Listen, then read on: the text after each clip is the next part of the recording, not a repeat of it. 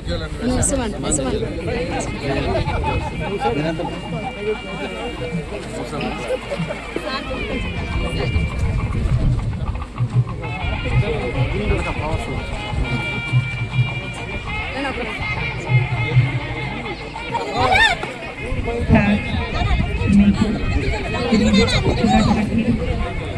సేవ చేసే అంకిత భావం అందరికీ ఆదర్శపరాలి. అదేవిధంగా మైనారిటీలు బాలికల విద్యపై మీకున్నటువంటి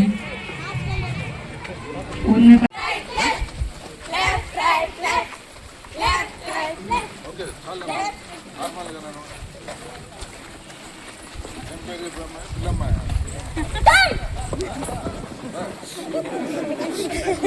పేరా అసలు పేరా పేరా పిల్లమ్మ.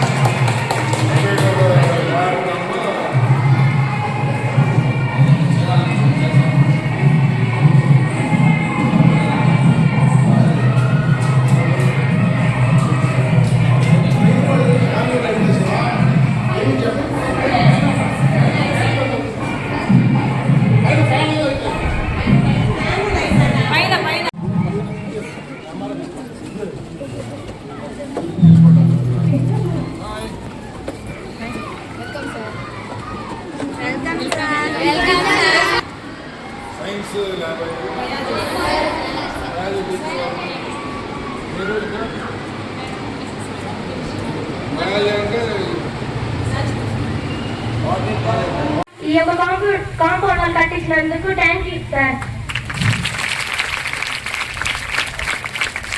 2019లో కస్తూర్బా గాంధీ బాలికా విద్యాలయం ఇంటర్మీడియట్ స్టార్ట్ అయింది.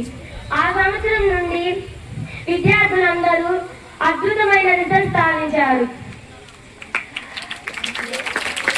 ఇంటర్మీడియట్ లోనే టాప్ గ్రూప్ అయిన ఎంపీసీ గ్రూప్ లో మంచి మార్కులు సాధించారు. ఇక్కడ చదివిన విద్యార్థులందరూ ఎంసెట్ మరియు కాంపిటేటివ్ ఎగ్జామ్స్ రాసి యూనివర్సిటీ అండ్ మంచి కాలేజీలో సీట్లు సంపాదించారు. Postal development and software engineer కంపెనీలో ఉద్యోగాలు సాధించారు. వాళ్ళు వాళ్ళ కుటుంబాలకు తోడుగా నిలబడ్డారు. ఇక్కడ ఈ కస్తూర్బా గాంధీ బాలికా విద్యాలయంలో చిల్డ్రన్స్ అందరూ ఇంత హ్యాపీగా చదువుకుంటున్నారంటే హాస్టల్, స్కూల్, కాలేజ్ అన్ని ఒక ప్లేస్ లో ఉండడం వల్ల, అందరూ ఒక సేఫ్టీ ఎన్విరాన్మెంట్ క్రియేట్ చేయడం వల్ల. అందుకు మీకు thank you sir.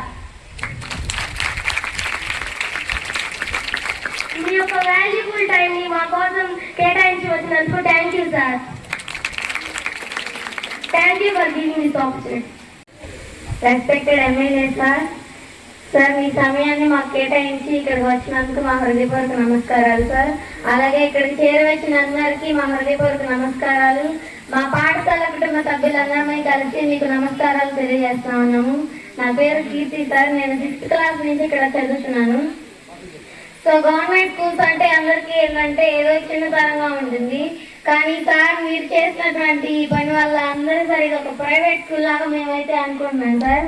Thank you sir అలా చేసినందుకు. అలానే గవర్నమెంట్ స్కూల్స్ లో చదివే పిల్లలన్నా కూడా అందరికి బయట చాలా అంటే చాలా సులభంగానే చేస్తూ ఉంటారు. ఎందుకంటే వీళ్ళకి డబ్బులు లేవు అందుకని ఇక్కడ వచ్చారు అనుకుంటారు. కానీ ప్రైవేట్ స్కూల్స్ కి ధీట్ గా మా గవర్నమెంట్ స్కూల్స్ అనేవి నిలబడతా ఉన్నాయి. మా సీనియర్స్ అక్కవాళ్ళు కావచ్చు ఎవరైనా సరే. లాస్ట్ ఇయర్ అయితే మాకు 10th క్లాస్ లో 600కి 580 మార్క్స్ వచ్చినాయి సార్. అక్క ఇప్పుడు న్యూజిబైడి ట్రిపుల్ ఐటీలో చదువుతా ఉంది. అలానే ఫస్ట్ ఇయర్ లో నందిని అక్కకి 470కి 458 మార్క్స్ వచ్చినాయి సార్. సో కేవలం ఇక్కడ ఉన్నటువంటి టీచర్స్ కావచ్చు, ఇక్కడ మాకు ఉన్నటువంటి ఫెసిలిటీస్ కావచ్చు సార్. అలానే ఫెసిలిటీస్ కనుక మాకు లేకపోయి ఉంటే మేము అలానే మా మేడం కూడా అలా కష్టపడిపోయింటే మేము చదివే వాళ్ళం కాదు సార్. కేవలం మీరు మీ వల్లే sir. Thank you for giving this opportunity. 2014లో ఎమ్మెల్యే అయిన తర్వాత ఈ స్కూల్కి రావడం జరిగింది.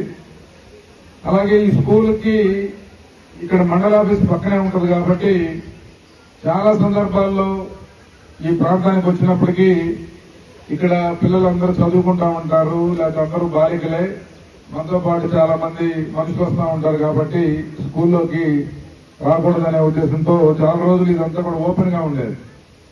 అయితే మన ప్రభుత్వం ఏర్పడిన వెంటనే మన గౌరవ విద్యాశాఖ మంత్రివర్యులు నారా లోకేష్ బాబు గారి సహకారంతో